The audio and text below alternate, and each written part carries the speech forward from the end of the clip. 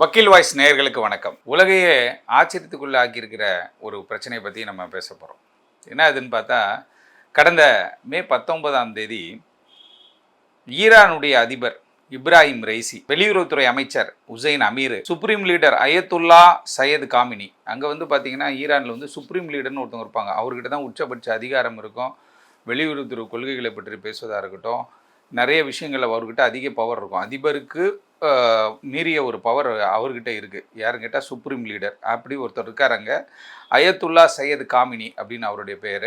அவருடைய ரெப்ரசன்டேட்டிவ் ஒருத்தர் முகமது அசீம், அதுவும் இல்லாமல் 2 பைலட்டு அப்படின்னு சொல்லிட்டு ஒரு 9 பேர் வந்துட்டு ஒரு ஹெலிகாப்டரில் பயணிக்கிறாங்க. எங்கே போகிறாங்க அப்படின்னு பார்த்தீங்கன்னா, காலையிலே கிளம்பி அதில் வந்து இன்னொருத்தர் முக்கியமாக இருக்கார். ஈஸ்ட் ஹர்பஜன் சொல்லிட்டு ஒரு பகுதியினுடைய கவர்னர் ஒருத்தர் இருக்கார். மாலிக் ரஹமத் அப்படின்னு சொல்லிட்டு ஒருத்தர் இருக்கார். இவங்க என்ன பண்ணாங்கன்னா, 2 கூட இருக்க செக்யூரிட்டி கார்டு 2 பேர், 2 பைலட்டுன்னு ஆக மொத்தம் ஒரு 9 பேர் என்ன பண்ணுறாங்க, ஒரு ஹெலிகாப்டர் மூலமாக அந்த அர்பஜைன் பார்டரில் வந்துட்டு ஒரு இது புதிதாக கட்டப்பட்டுள்ள ஒரு அணை திறப்பதற்காக போகிறாங்க. கியூஸ் குலாசி அப்படின்னு சொல்லிட்டு அந்த அணை பெயர். அந்த அணை திறப்பதற்காக போகிறாங்க. திறந்து வச்சிடுறாங்க. திறந்து வச்சுட்டு அங்கேருந்து ரிட்டர்ன் ஆகுறாங்க. அந்த அணையை திறந்து வச்சுட்டு ஒரு அரசு விழா, அந்த விழாவை போய் சிறப்பிச்சுட்டு நம்ம அதிபர் இப்ராஹிம் ரைசியும் அவருக்கு கூட பயணித்த 8 பேரும் வந்து திரும்பி அவங்க டுவர்ட்ஸ் இதுக்கு வராங்க. அவங்களுடைய தலைமை அலுவலகத்தை நோக்கி வராங்க. அவங்க பயன்படுத்திய அந்த ஹெலிகாப்டர் வந்துட்டு பெல் 212 ரக ஹெலிகாப்டர். இந்த ஹெலிகாப்டர் வந்து பார்த்தீங்கன்னா 20 ஆண்டுகளுக்கு முன்பதாக அமெரிக்கா கிட்ட வாங்கினது. ஒரு அதிபர் இங்கேருந்து கிளம்பி போகிறோம் ஒரு ஃபங்க்ஷனுக்கு, நம்ம ஆளுங்கள்லாம் பாருங்கள் போகிறாங்கன்னா எல்லாம் புது ஃப்ளைட்டாக இறக்கிடுவாங்க, புதுசாக அப்படியே போயிடுவாங்க. அங்கே இறங்கும்போது புது கார் நிற்கும்.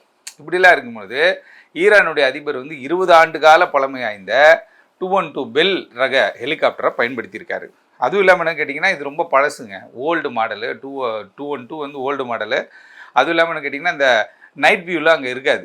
அந்த வண்டியில் வந்து நைட் வியூலாம் அவ்வளோவா நைட் விஷன்லாம் வந்து இருக்காது. அதுவும் இல்லாமல் 250 கிலோமீட்டர் வேகம் தான் இது போகும். இந்த ஹெலிகாப்டர் தடன்னு போவோம். ஆனால் போய் சேர்ந்துற பாளைய அம்பாசிடர் கார் மாதிரின்னு வச்சுக்கோங்களேன். அந்த மாதிரியான ஒரு ஹெலிகாப்டர் எடுத்துகிட்டு ஒரு அரசு நிகழ்ச்சிக்கு போயிட்டார்.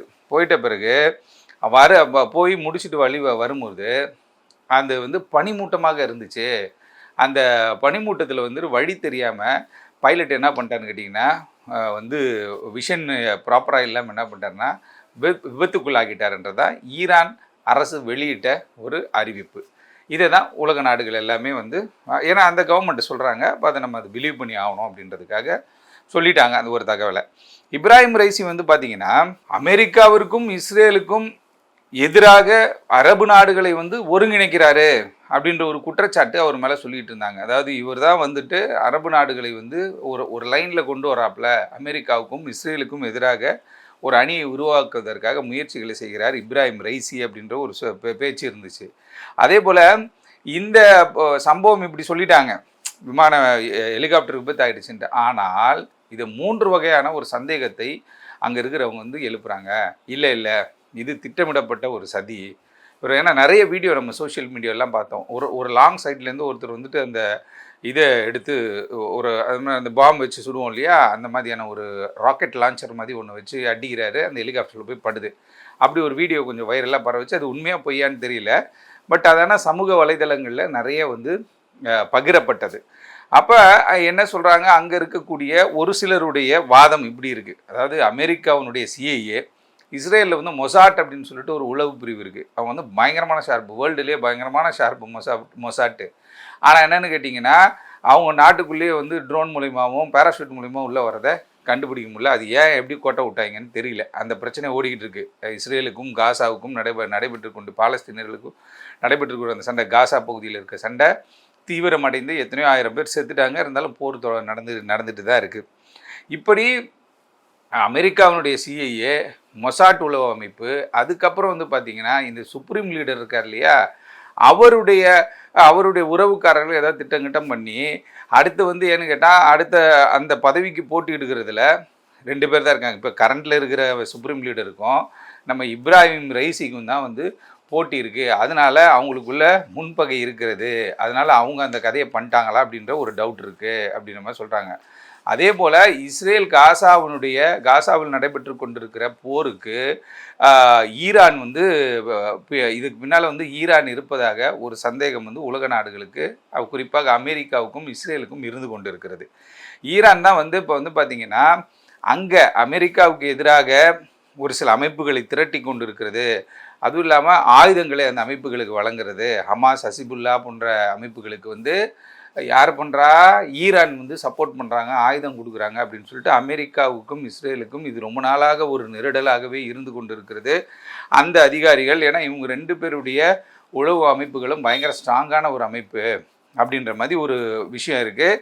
அதே போல் வந்து இஸ்ரேல் வந்து ஒரு விஷயத்த பண்ணாங்க. இப்போ லேட்டஸ்ட்டாக என்ன பண்ணுறாங்கன்னு கேட்டால், சிரியாவில் இருக்கக்கூடிய ஈரான் தூதரகம் இருக்கு இல்லையா, அந்த ஈரான் தூதரகத்தில் அடிக்கிறாங்க பாம்பை. டப்புன்னு அடித்ததில் 16 ஈரான் கமாண்டன்ட் வந்து படுகொலை செய்யப்படுறாங்க. அது ஒரு பெரிய பிரச்சனையாக பேசப்பட்டுச்சு.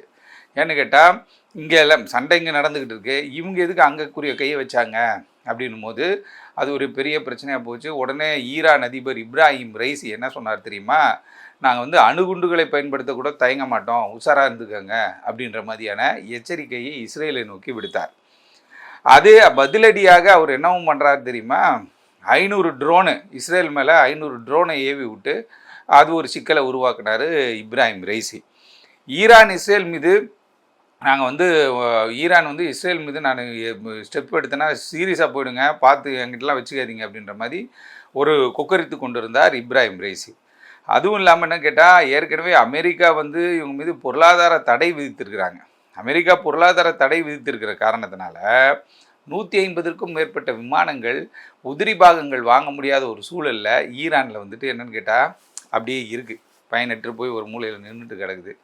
அதுவும் வந்து ஈரானுக்கு வந்து ஒரு பெரிய சிக்கலாக இருந்துச்சு. என்னடா இது, பொருளாதார தடையை வச்சுட்டானுங்க, ஒரு பக்கம் போர் அந்த பக்கம் நடந்துக்கிட்டு இருக்குது, அவங்களுக்கு நம்ம சப்போர்ட் பண்ண முடியாமல் இருக்குமே அப்படின்னு சொல்லிட்டு அவங்க என்ன பண்ணான்னு கேட்டால் வந்து ஒரு ஒரு ஒரு ஒரு விதமான டென்ஷன்லேயே இருந்தாங்க. அதே போல் ஈரான் என்ன பண்ணாங்க கேட்டால், அங்கே கடலில் வந்து நிற்கக்கூடிய அமெரிக்காவினுடைய கப்பல்களை வந்து வேறு ஒரு டீமெல்லாம் செட் பண்ணி என்ன பண்ணுறது, அடிக்கிறது, இது மாதிரி டென்ஷன்லாம் கொடுக்கும்போது அமெரிக்கா வந்து கொஞ்சம் கடுப்பில் தான் இருந்தாங்க ஈரான் மேலே.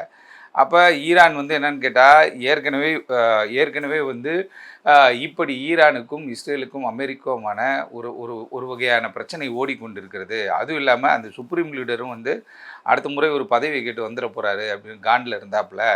அதனால் இந்த விஷயம் வந்து இவர் நம்ம வச்சிருக்கிறதுக்கு சிக்கல் தானோ அப்படின்றதுக்காக தீர்த்து கட்டி விட்டார்களோ என்கின்ற ஒரு ஐயப்பாடு இருக்கிறது. அதே நேரத்தில் வந்து கேட்டிங்கன்னா, ஈராக்கினுடைய அதிபராக சதாம் ஹுசேன் அவர்கள் இருந்தபோது வந்து அவர் என்ன பண்ணுறாரு கேட்டிங்கன்னா, அந்த ஈரானுடைய அதிபரை எதிர்த்து ஒரு 5000 பேர் கொண்ட ஒரு படையை திரட்டி அவர்களுக்கு ஆயுத பரீட்சைலாம் கொடுக்குறாரு.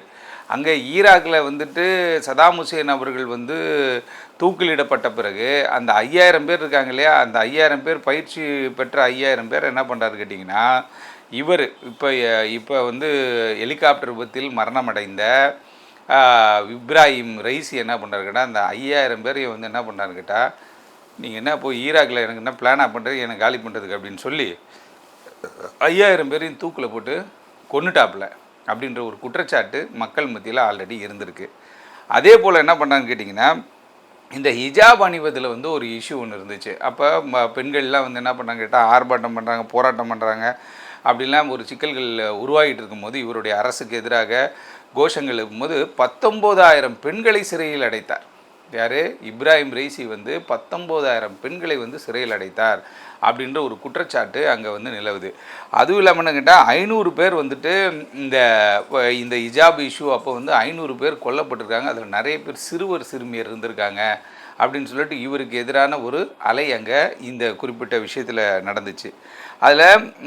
அதாவது 500 பேர் அடித்து கொல்லப்பட்டனர், அதில் 60 பேர் சிறுமியர் அப்படின்றாங்க. அதுவும் இல்லாமல் மாஷா ஆமினி என்கிற பெண் போலீஸ் நிலையத்தில் அடித்து கொல்லப்பட்டதை மக்கள் ஏற்றுக்கொள்ளவே இல்லை. அங்கே அப்படி இப்ராஹிம் ரைசி வந்து ஒரு மாபெரும் தலைவராக பார்க்கப்பட்டு ஈரான் அதிபர் அவர் இறந்து விட்டார், பலர் அங்கே அழுதுட்டுருக்காங்க, போராட்டம் பண்ணுறாங்க, எல்லாமே பண்ணுறாங்க. ஆனால் இதற்கு பின்னால் இந்த மும்முனை துரோகமோ மும்முனை சிக்கல்களோ இருக்குமோ அப்படின்ற ஒரு ஐயப்பாடு அவரை சார்ந்தவர்களுக்கு இருந்து கொண்டு இருக்கிறது.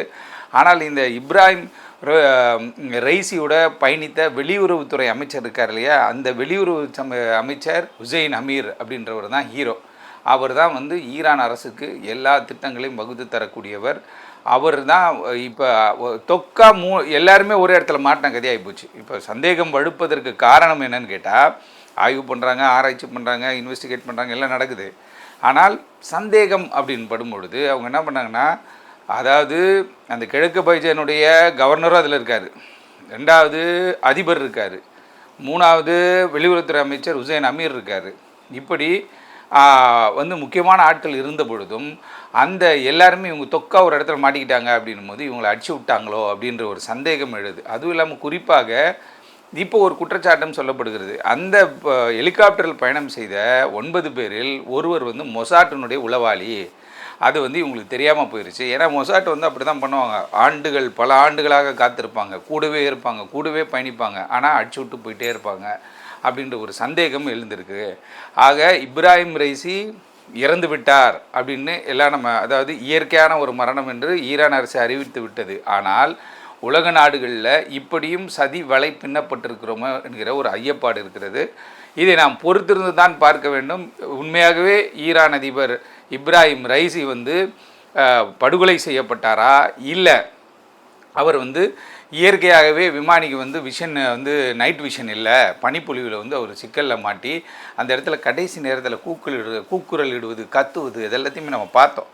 அப்படி வந்து ஒரு தவிர்க்க முடியாமல் வந்து ஒரு விபத்தில் அவர் இறந்து விட்டாரா என்பதை மிக விரைவில் நம்ம தெரிஞ்சுப்போம். ஏன்னா இதில் வந்து பல ஆராய்ச்சிகள் இருக்குது. குற்றச்சாட்டுகளை நேரடியாக நம்ம சொல்ல முடியாது. சிஏஏ மேலேயும் யாரும் சொல்ல முடியாது, மொசாட் மேலேயும் யாரும் சொல்ல முடியாது. சுப்ரீம் லீடர் மகன் வந்து அதில் தலையிட்டிருப்பாருன்ற மாதிரி அங்கே பேசிக்கிறாங்க. இருந்தாலும் இதையெல்லாம் உண்மையா என்பது வந்து ஈரானுடைய இன்வெஸ்டிகேஷன் ஏஜென்சி அவங்க ஆராய்ச்சி பண்ணி மிக விரைவில் மக்களுக்கு தெரிவிப்பார்கள். நன்றி, வணக்கம்.